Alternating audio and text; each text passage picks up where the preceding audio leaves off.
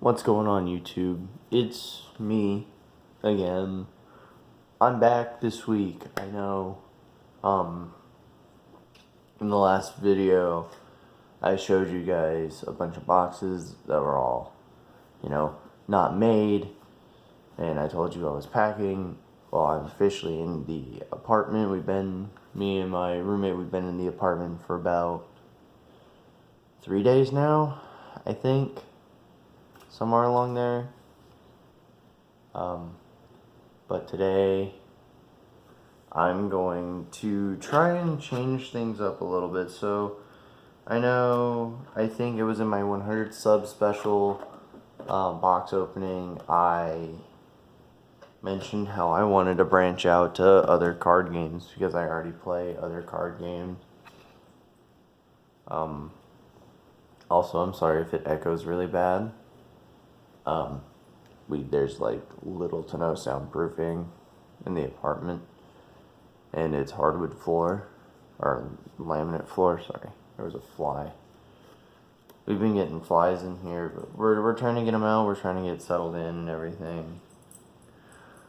It's been a whole thing, but today I'm going to try and branch out. I am going to show you guys a profile for a Magic the Gathering deck that I really enjoy. So if you're one of my Yu-Gi-Oh fans and you're not interested in Magic, feel free to click off the video. But if you are interested in bowling, I will leave my Instagram username in the description of this video.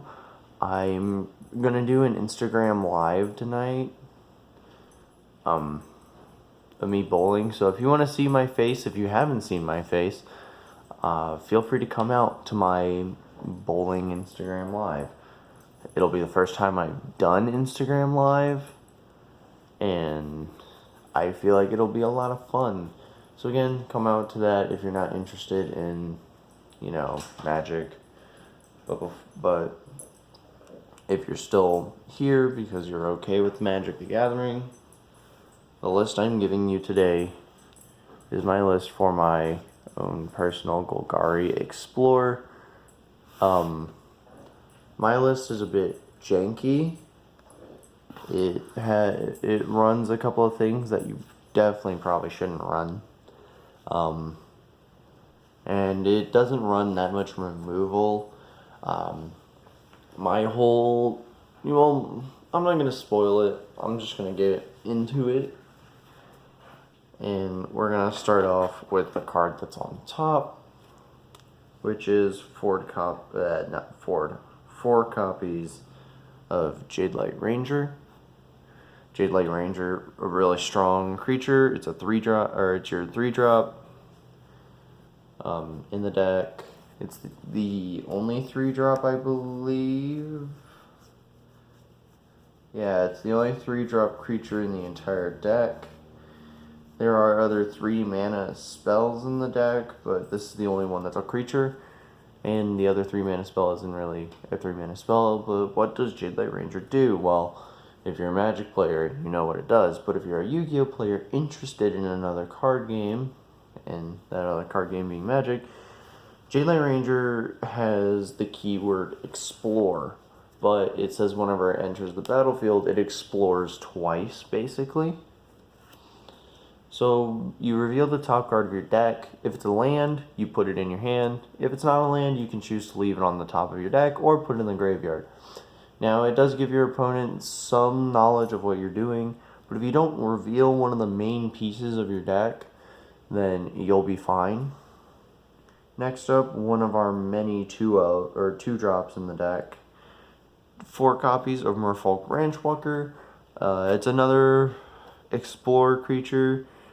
It's a 2-mana Explorer creature, so you can hit this thing a lot earlier. Oh, and for every non-land card you hit with Explorer, the creature gets a +1/+1 counter. So Jadelight Ranger can go up to be a 4 power, 3 toughness creature if you hit 2 non-creature or non-land cards. And then Merfolk Branchwalker can be a 2-mana 3/2, which is actually not bad. Yeah, all Branchwalker does is it explores once, and it's your 2-drop. And usually you want to pair it with your other 2-drop, being Wild Growth Walker. Now this is part of your win condition in the deck, or this is part of the win condition in my version of the deck. And I'll explain the whole thing later. And he's also he's another 2-drop, he's a 1/3, but he says anytime you explore, you or he gets a +1/+1 counter, so he gets bigger, and you gain 3 life. Now, for Yu-Gi-Oh players, you start with 20 life, not 8,000. That's because everything is like itty bitty, single digits for the most part. And then for the last green card, it's a non-creature card. I have 2 Path of Discovery.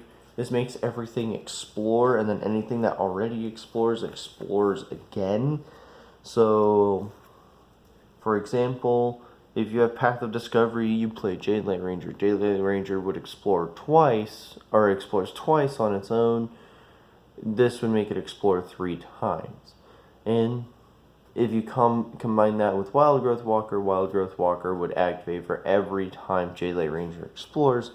So Wild Growth Walker would trigger 3 times. Yeah, that's all of the green spells in the deck. Let's move on to the black spells. Starting us off with the only, the last creature in the deck. 4 copies of Seeker Squire.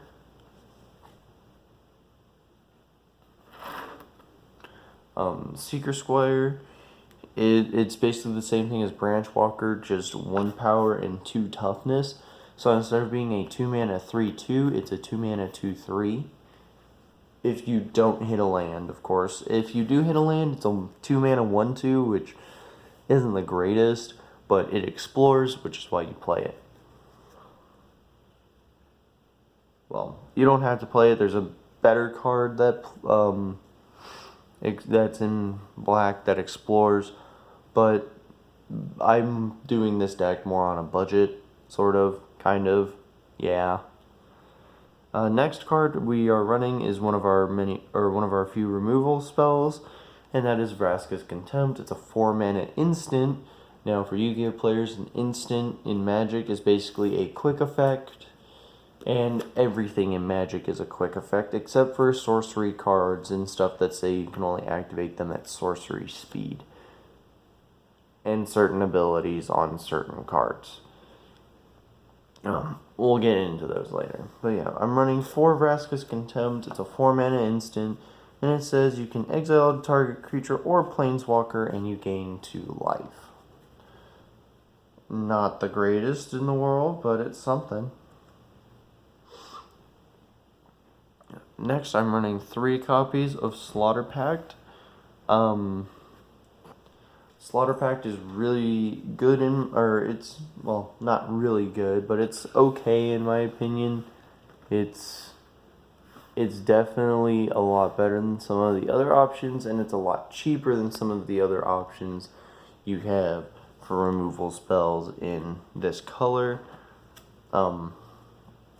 It's a 0-mana instant, but I wouldn't play this past turn or until you're like turn 3 or later, because it destroys a non-black creature. So basically a creature that's not in the color identity of black. So say your opponent controlled a Jade Light Ranger. You could Slaughter Pact and destroy their Jade Light Ranger. And then it has the quote-unquote downside of at the beginning of your next upkeep, in the way, if you guys want, for you Yu-Gi-Oh players that don't know Magic, I can try and teach you the basics, what I know. And Slaughter Pact says during your upkeep, you pay 2 colorless mana and a black, so 2 mana of any color, and then a black mana, and if you don't do that, you lose the game. So it's like a high risk, high reward kind of deal, which I'm okay with. And Slaughter Pact is just really, really strong. And then for the last card, that is a black card, we are playing one copy of Bolas' Citadel. This card can let you go infinite as long as you don't hit a land on the top of your deck. So what I mean by lets you go infinite, you look at you can look at the top card of your library or deck at any time you want, and you can play the top card of your deck at not any time you want. But if you play a card off the top of your deck this way, you have to pay life equal to its mana cost. And most stuff we have is low to the ground. Most of our creatures are low to the ground. So that's not too bad. And if you're hitting a bunch of creatures with Explore triggers, most of the time you're gaining life or you're going neutral for it. So it's like you're casting stuff for free or for an advantage, which is really good. But we only play the one because it is a really high cost mana card. It is 6 mana. That is the highest mana cost we have in the deck is 6. There's another card in the deck that we're about to talk about that's also 6 mana. But that's it for all the black spells. Let's get into the dual colored spells, with starting us off with 3 copies of Vraska, Golgari Queen. The reason why I'm playing 3 copies of this card and not 4 are simply because I believe playing it at 4 clogs up your hand too much and it makes your hand look way too good for, makes your hand look way too bad in the early game. Because, dropping this on turn 4 with nothing else is not that great. But what does it do? Well, it's +2, this is a Planeswalker. This is this is the other thing that you can only activate on your turn and your turn only. You can only use you can only use one of the 3 different abilities on the card if this counter down here in the bottom has a high enough total. For the minus ability, it has to have a high enough total. The plus abilities make that total go up, so very self-explanatory. Her +2 makes you sacrifice another permanent, so you can sacrifice a land, a creature, an artifact. You can sacrifice anything to this card. You gain a life, and then you draw a card. Pretty good. She goes with 6 loyalty, and if her loyalty hits 0, then she dies, she goes to the graveyard. Her -3 destroys a non-land permanent with converted mana cost 3 or less. And then her ultimate, or her -9, says you get an emblem with whenever a creature you control deals combat damage to a player, that player loses the game. Pretty strong. I feel like if you played, you could definitely play this in decks with evasive abilities and different ways to get her up to 9 extremely quick, which kind of gives me an idea for a deck now. But I'm not gonna make it. I don't have the money right now. Speaking of which, guys, let me know if you want me to start a Patreon. I might actually do it just in case, and then I'll link it in the description. Anybody who wants to join, I'll shout out. Put your name in the comment section below if you donate $1.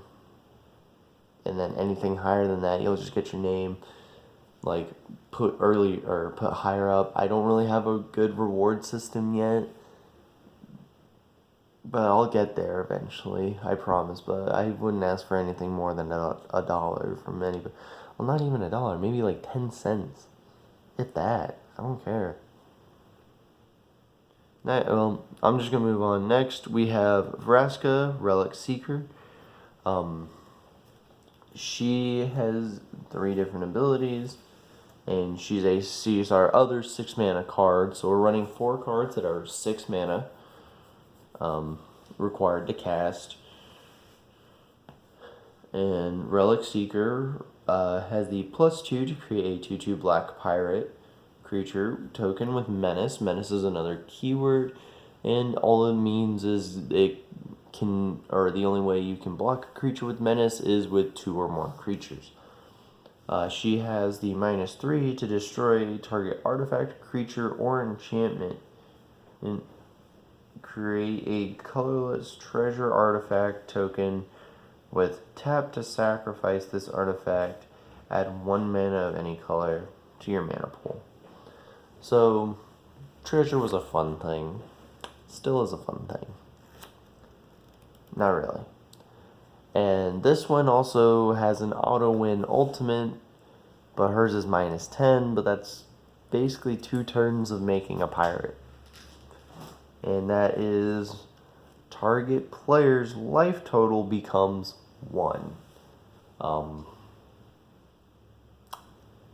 Yeah, these cards are insane. They can generate you advantage, they can remove stuff, they can do a bunch of different things. But yeah. And that is it for the multicolored. Now let's get into what's known as colorless, which are generic, or most of the time, artifacts and other things like that. You can run them in any deck because they don't have a colored mana symbol in their mana cost. So starting us off, some of you Magic players might know where I'm going with this next card, but I'm running 4 copies of Panharmonicon. Now, Panharmonicon, really strong card, and yes, I do have retro frame Panharmonicons from Time Spiral Remastered, because I wanted to get them.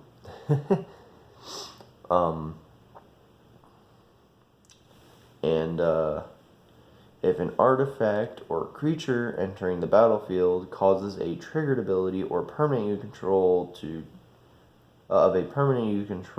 trigger, that ability triggers an additional time. So what this means is anything that says when it enters the battlefield or when something does something else would go off once, it goes off twice. So let me just tell you, I'm pairing Panharmonicon with Wildgrowth Walker with a bunch of creatures that have the keyword explore, and explorer triggers whenever the creature enters the battlefield. So Panharmonicon doubles the explorers, but then also doubles Wildgrowth Walker. So for every 1 explorer, you get 2 Wildgrowth Walker triggers. So for a card that explores once, for a card that explores once, it explores twice, and then Wildgrowth Walker goes off 4 times. So basically drop this turn 4, which I know is pretty late. I'm not running any ramp, which you could run ramp if you want to. You could drop a couple of Seeker Squire, you could drop a couple of other cards. But Panharmonicon is necessary for the alternative win con I have in this deck. Anyways, Wildgrowth Walker plus Panharmonicon helps you get to your alternate win condition faster. And that alternate win condition is one of the 2 copies of Aetherflux Reservoir. Now, if you're playing against blue, have fun. They will probably see this after you hit a ridiculous amount of life and be like, yeah, counterspell. But if you're not playing against blue and you're not playing against a deck that has a lot of artifact hate or removal for artifacts, your opponent just loses the game on this. So, Aetherflux Reservoir, the reason why it's an alternate win condition is because of its ability, obviously.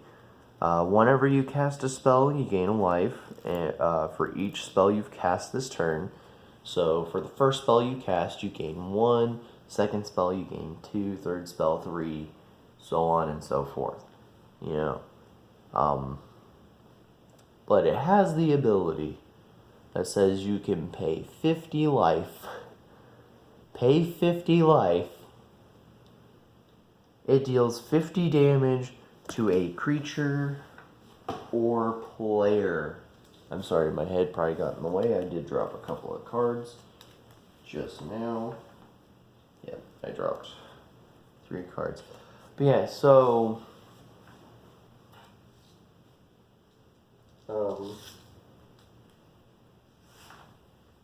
anything else?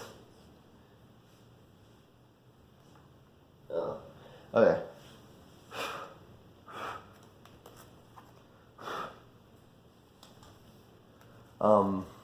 Yeah, now you see where I'm going.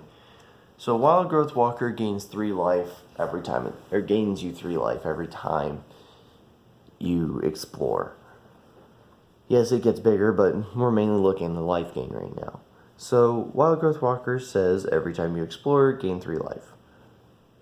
Panharmonicon says double all triggered abilities. Explore is technically a triggered ability because it triggers when a creature enters the battlefield. So you double your explorers, and for every explorer you have a trigger that gets doubled. So Path of Discovery also triggers twice. So a Jadelight Ranger goes from exploring twice all the way up to 6 times. And then Wild Growth Walker will trigger twice for every explorer. So Wild Growth Walker triggers twice, gaining you 36 life and 12 power on this creature. So this would go up to be a 13-15 off of 1 Jadelight Ranger if you hadn't played any other Explorer cards. But yeah, that is my alternate win con for the deck is Panharmonicon, Aetherflux Reservoir, and it's a very, very fun deck. I'm gonna get into the mana base right quick, and then we'll wrap up the video. So for the mana base, I am playing 4 copies of Overgrown Tomb. Overgrown Tomb is what's called a shock land. You can pay 2 life whenever it goes to enter the battlefield, and it enters untapped. If you don't pay the 2 life, obviously it enters tapped, which means you can't use that turn. But unless you have a turn 1 play, which this deck really doesn't, Overgrown Tomb enters tapped, which isn't bad.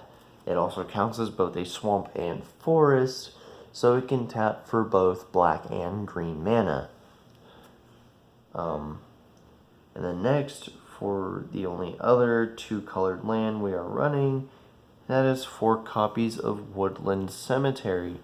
Woodland Cemetery is extremely good. I just kicked my tripod on accident.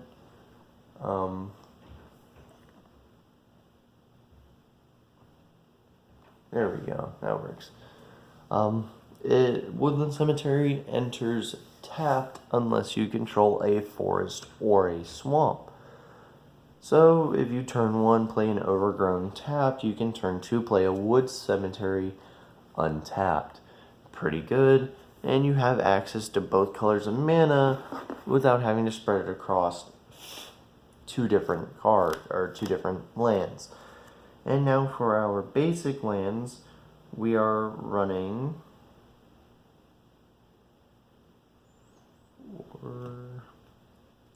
8 forests.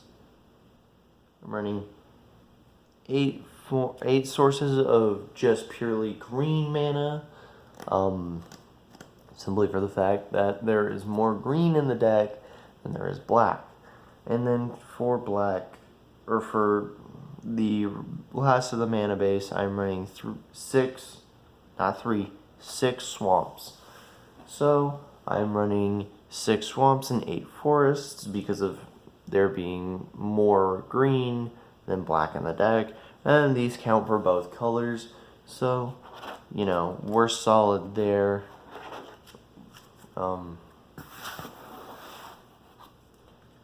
Anyways, let me cut the video right quick, and I'm gonna get this deck reassorted. So guys, this has been my Magic the Gathering Black, Green, or Golgari Explorer Aetherflux Reservoir deck list. If you enjoyed, let me know. If you're okay with me delving into other card games, also let me know. I know it is my channel, but if you guys don't like something I do, I'm not gonna do it.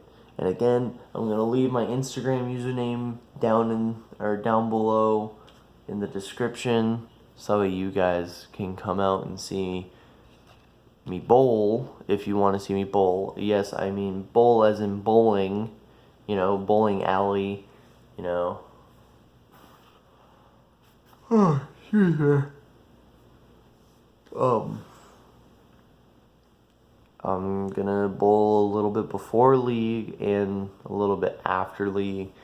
Well, no, not after league. I'm gonna do it before league tonight. And we're gonna do the Instagram live all before league. So feel free to come out. Anyways, guys, let me know what you thought about me delving into Magic, and I'll see you all in the next video. Peace.